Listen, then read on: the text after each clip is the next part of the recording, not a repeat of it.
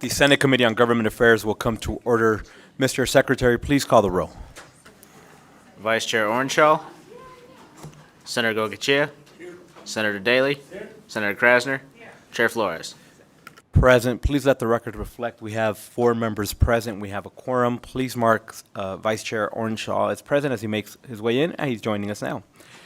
I want to remind everybody to please silence your cell phones. I am doing that myself now. For those of you going to be testifying, please state your name for the record.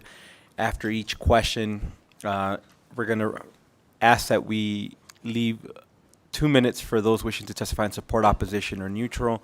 Should your remarks be longer than that, I ask that you please submit those to our committee staff, and they'll make sure that it gets uploaded to Nellis so that the members can get the full breadth of your testimony. With that, I'd like to open up the hearing on Assembly Bill 465. Good afternoon. Welcome. And whenever you're ready.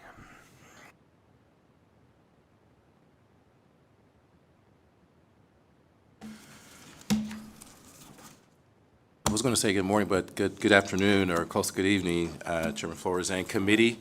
For the record, my name is Major General Andre Berry. I'm the Adjutant General for the state of Nevada and also with the Nevada Military Department. And I'm here today to provide comments and answer any questions you have regarding the Senate Bill 465 from the Office of the Military. And in the interest of time, I will plan to keep this short and ensure that there's time for questions and clarity. The intent of the bill is twofold. It changes the eligibility criteria for the Adjutant General and the Assistant Adjutant Generals to be from the state of Nevada. And second, it changes the age requirements for membership in the Nevada National Guard to conform with the federal and service regulations. Existing law authorizes the Adjutant General and 2 Assistant Adjutant Generals to be selected from commissioned officers of the Armed Forces of the United States. This means they may be selected from any component or service, possibly with ever having lived or served in Nevada or being a member of the Nevada National Guard. This bill also requires the Adjutant General and the 2 Assistant Adjutant Generals to be selected from the commissioned officers of the Nevada National Guard. Regarding age, existing law establishes the Nevada National Guard as a body of enlisted personnel between the ages of 17 and 64 years of age, and commissioned officers between the ages of 18 and 64. The law conflict currently with the service regulations and U.S. Code. This bill will align with the Nevada revised statutes with federal law and service regulations. And in conclusion, 465 will ensure that the senior leaders that are selected for the Nevada National Guard are from Nevada and understand the unique homeland challenges that we have and the military needs of the state. It will also simplify and align with the age requirements for the service in the Nevada National Guard with the U.S. Code and service regulations. We appreciate you taking the time for this hearing today. We thank you for your consideration of this bill and your continued support of the state's military. I'm prepared to answer any questions that you may have. Thank you, Mr. Chair, and I'm just here for support. For the record, I'm State Senator Pat Spearman representing Senate District 1. I am also Lieutenant Colonel Pat Spearman, retired U.S. Army Military Police Corps, and I just want to add to what General Berry said. One of the reasons why this bill is so important is because at General Berry's level, it's always tenuous as to whether the National Guard Bureau will call him to D.C. And unless we get this done, then the current regulations will have us all convoluted. So this is a very important bill. And as always, thank you both for your service to our great state. And with that, members, we'll open it up for questions. Senator Krasner, please. Thank you, Chair. Thank you for your presentation. I just have a quick question. It states that it's going to change the age requirement, so it's in accordance with federal law, but it doesn't say what federal law requires the age requirement to be. So I was just wondering what that is. What's it changing it to? Thank you. Thank you for the question, Major General Andre Berry, Nevada National Guard. So currently, the law, I'll say it depends on the service. So if you're of a specialty field, let's say a doctor or a dentist, according to the Army or the Air or the Navy, they can give you a waiver up to 70 years old. But as the Adjutant General, I can ask for a waiver up to 62 years old, but I cannot even ask for a waiver beyond that. Under the U.S. Code, they can ask for you to serve longer. During times of war, they can even change that. They were allowing specialty fields to come into the military after age 50, which was really unique. So it depends on the service, it depends on what's going on at the time for our country, and it depends on what their requirements are. And usually, when it comes to the specialty fields, they can waive it as high as they want it to go based off of the needs of the services and what's going on in the country at the time.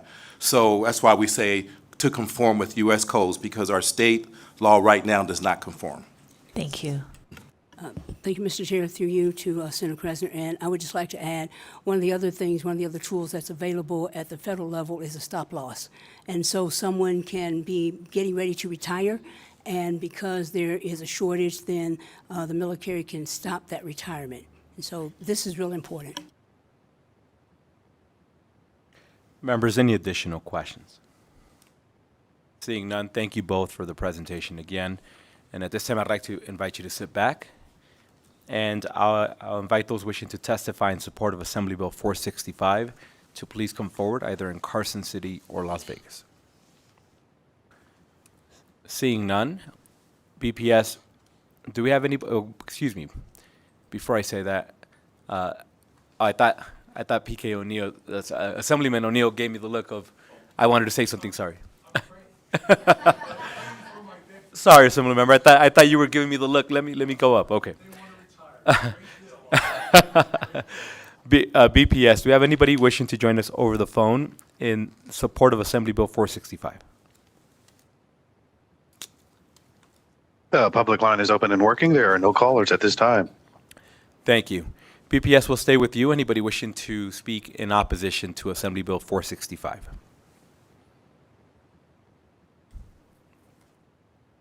There are no callers choosing to testify at this time. Anybody in Carson City or Las Vegas wishing to testify in opposition? Seeing none, BPS will go back to you. Anybody wishing to testify in the neutral position over the phone? There are no callers choosing to testify at this time. Thank you. Anybody wishing to testify in the neutral position here in Carson City or Las Vegas? Seeing none, if our bill sponsors would like to come back, any closing remarks you may have.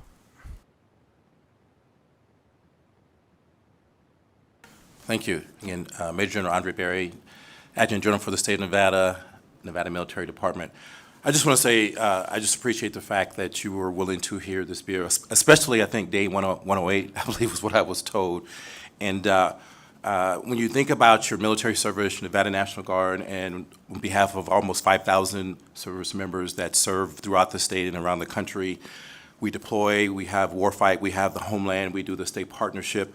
All we want to do is make sure that we develop a force that this state will be proud of, and we can continue to serve you in the way that our citizens so deserve. We have a very pro-military state, and I say that in all sincerity. We've been supported, you have our back.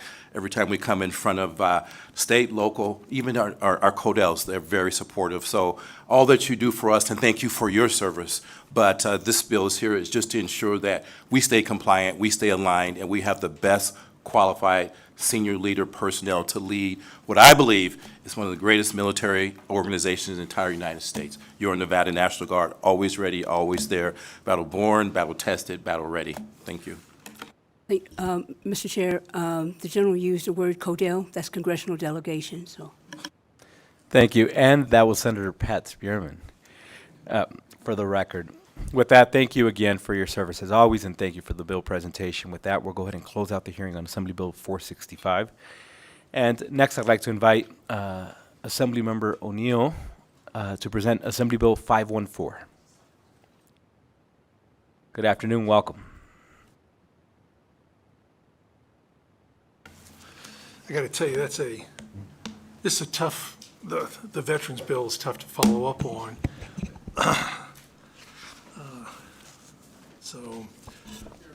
But if I may, I will try. In somewhat keeping in line with the prior bill that was just presented to you in honoring our service members, I want to talk to you about honoring our state employees and recognizing the hard work that they do. So if I may, Chair, I'll start out saying good afternoon to you all, members. I'm P.K. O'Neill, Assemblyman representing Assembly District 40. I'm happy to be here this afternoon to present to you Assembly Bill 514. This bill proposes to to rename the headquarters of the Nevada Department of Transportation, or as we say, NDOT, to the Garth F. Dull Building here in Carson City. I did have several family members who wished to speak, but due to the short notice, they weren't able to make it. But I would like to give them some recognition that at the prior in assembly, that Cheryl Lau, former Secretary of State, who was actually the first Asian American elected to that position, is wife to Garth, actually widow to Garth F. Dull. His oldest daughter and grandchildren were here to talk about some of what this meant to them and the family. But let me continue on saying Garth Dull is a true testament to state service and demonstrates how hard work can bring forward success. While he was born in Douglas, Wyoming, Nevada was his home for most of his 81 years. Garth began working for NDOT in 1960, where he started off with painting the lines on the streets. In 1962, he was drafted into the United States Army, where he spent 3 years serving his country in Germany. Upon his return, he resumed his career at NDOT, where he became the first graduate of the Engineer in Training program in 1975.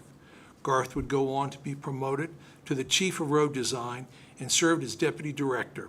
Continuing his hard work, education dedicated to the department, Garth would eventually be promoted to Director, ending a decades-long climb of leadership position at NDOT. He retired in 1995, capping off more than 30 years of service to the state of Nevada and NDOT, having served under multiple governors, both Republicans and Democrats.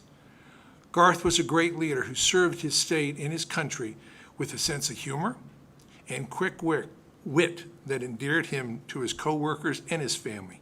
He traveled extensively with his wife for almost 34 years, Cheryl, and he was a devoted father to 2 daughters, Cheryl and Sydney, and 5 grandchildren, Mackenzie, Cameron, Kyle, Cole, and Landon, and even one great child, Declan. Garth unfortunately passed away on April 18, 2021, but he remains an inspiration to us all, particularly to state employees, an example as what can be done if you work hard and move and can keep your sight on what your job is, get educated, and move forward. Renaming the building to the house that houses NDOT is the perfect way to memorialize his service and show appreciation to our state employees for the work they do. State workers are the very backbone of everything we do in public service. They're the ones who get the job done, and Garth Dull was one of the best. He started from humble beginnings and worked hard, earning the respect of his colleagues and rising to the top of his department.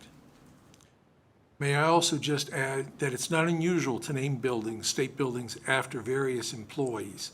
Several of them were named after governors, including Richard Bryan, who has submitted a letter in favor of this naming.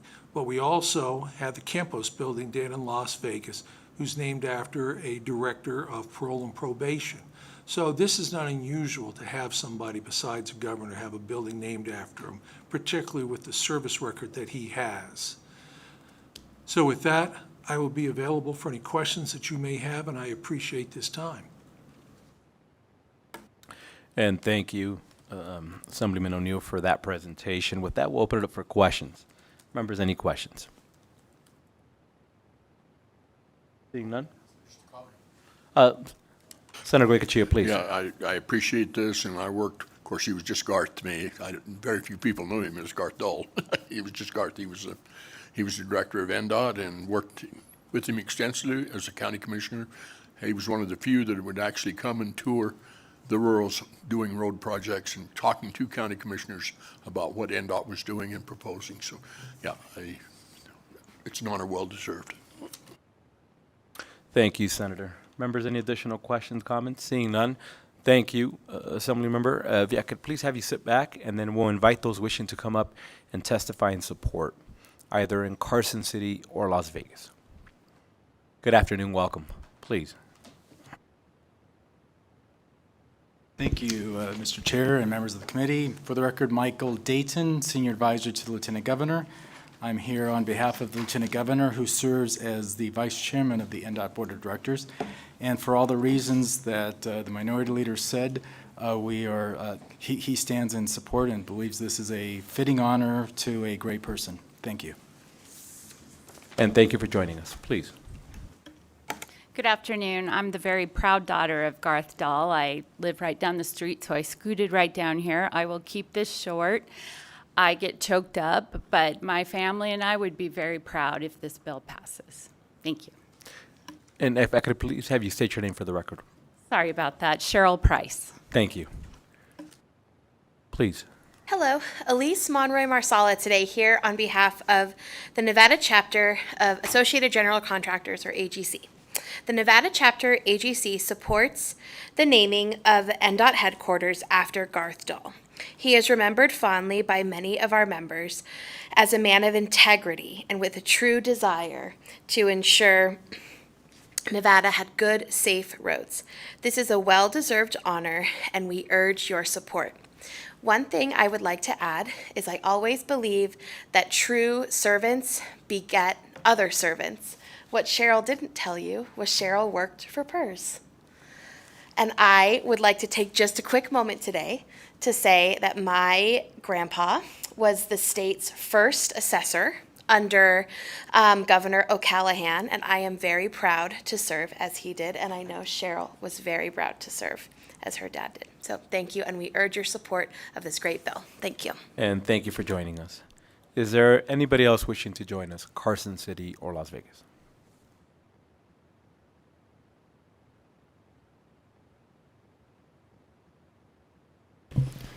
Yes, thank you, Chairman and committee. I'm representing myself today, and I'd just like to say I don't know Mr. Dahl, but the fact he was from Wyoming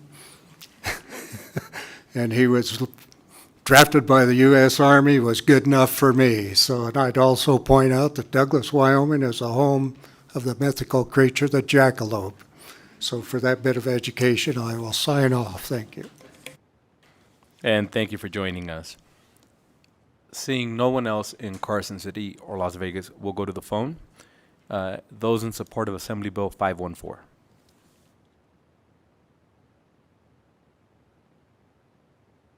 The public line is open and working. There are no callers at this time. Thank you. We'll go to those wishing to testify in opposition to Assembly Bill 514, Carson City or Las Vegas. Seeing none, BPS, anybody wishing to testify in opposition to Assembly Bill 514? There are no callers choosing to testify at this time. Thank you. And lastly, BPS, anybody wishing to testify in the neutral position?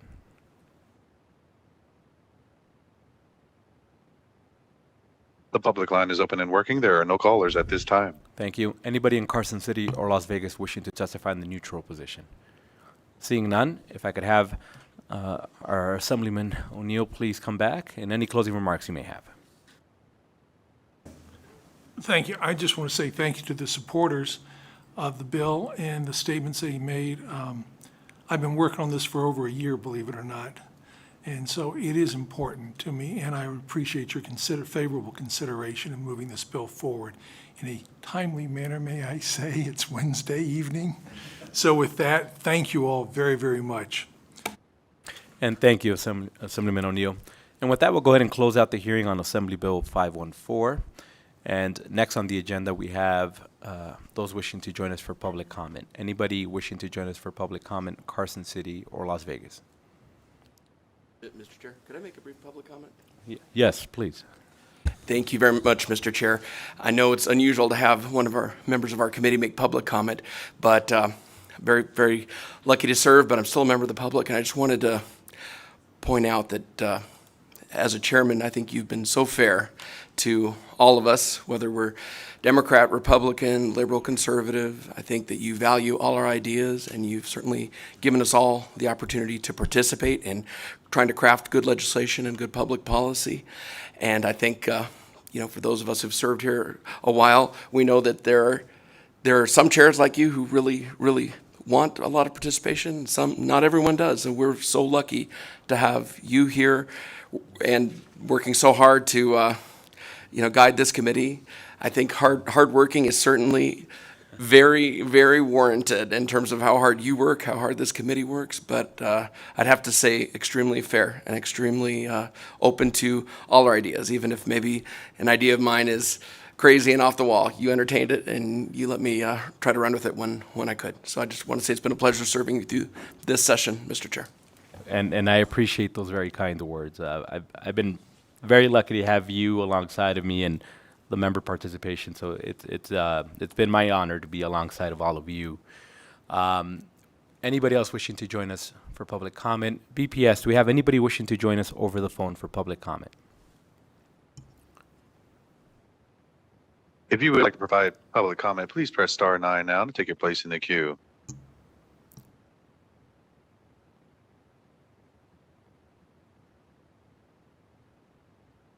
The public line is open and working. There are no callers at this time. Thank you. Members, so specifically for Assembly Bill 514 that we just heard from Assembly Member O'Neill, I needed to have a couple conversations with him before we move that.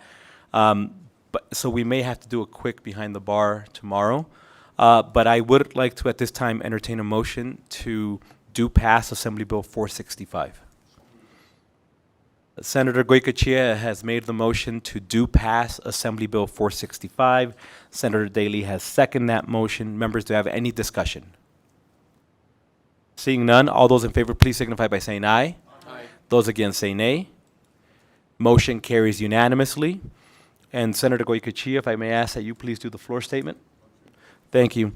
And the intent would be for us to likely have a behind the bar on Assembly Bill 514 tomorrow. But before I did that, I just wanted to get a couple, because of how quickly everything moved, there was a couple things that I wanted to run by Assembly Member O'Neill before we did anything. All right, with that, members, we are adjourned, but just so we have a kind of lay of the land, bills will consistently kind of trickle in as these two came in, and will be at the call of the chair. For now, I don't anticipate us meeting on Friday. There's no reason why that would occur.